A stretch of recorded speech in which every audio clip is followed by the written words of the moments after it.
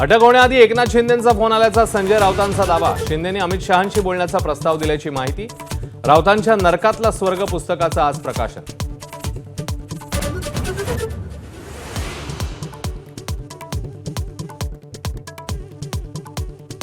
अमित शहा दिल्लीत आल्यावर शिवसेना भाजपमधली दरी वाढू लागली। संजय राऊतांचा आरोप। अरुण जेटलींनीही शहांना समजवण्याचा प्रयत्न केल्याचा दावा।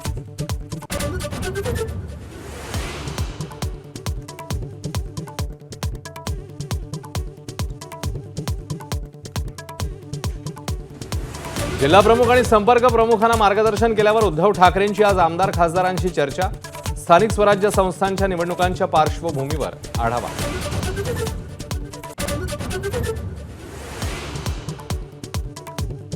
एक वेळ भाजप राहणार नाही पण भारतात काश्मीर नक्की राहणार। संपर्क प्रमुखांच्या बैठकीत उद्धव ठाकरेंचं वक्तव्य। वैचारिक विरोध असला तरी पंतप्रधानांसोबत असा निर्वाळा।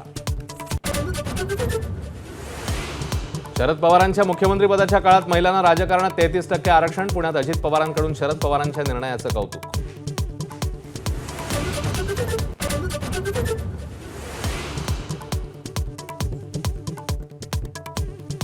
राष्ट्रवादीचे नेते छगन भुजबळांकडे खंडणी मागणाऱ्या आरोपीला बेड्या। आयकर विभागाचा अधिकारी असल्याची बतावणी करत मागितली 1 कोटीची खंडणी।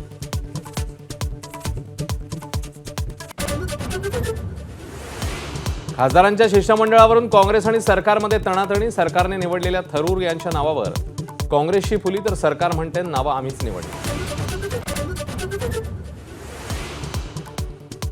भारत पाकिस्तानमधलं युद्ध मीच थांबवलं। अमेरिकन राष्ट्राध्यक्ष डोनाल्ड ट्रम्प यांचा 5व्यांदा पुनरुच्चार। हे आपलं आतापर्यंतचं सर्वात मोठं यश असल्याचा दावा।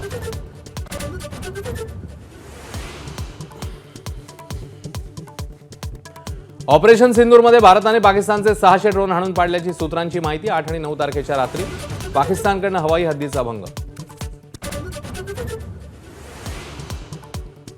केदारनाथमध्ये लँडिंग करताना हेली अँब्युलन्सचा अपघात। दुर्घटनेत हेलिकॉप्टरचे 2 तुकडे। सर्व 5 प्रवासी सुखरूप। बीडमधल्या गुंडगिरीचा आणखी एक व्हिडिओ समोर। परळीतल्या जलालपूरमध्ये तरुणाला टोळक्याकडून बेदम मारहाण। 7 जण पोलिसांच्या ताब्यात। पिंपरीतील इंद्रायणी नदीच्या पूररेषेतील 36 बेकायदेशीर बंगल्यांवर बुलडोझर। सुप्रीम कोर्ट आणि राष्ट्रीय हरित लवादाच्या निर्णयानुसार कारवाई।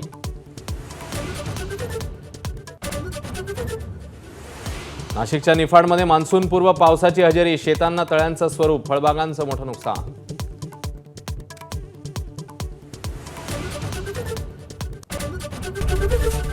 एबीपी माझा, उघडा डोळे बघा नीट।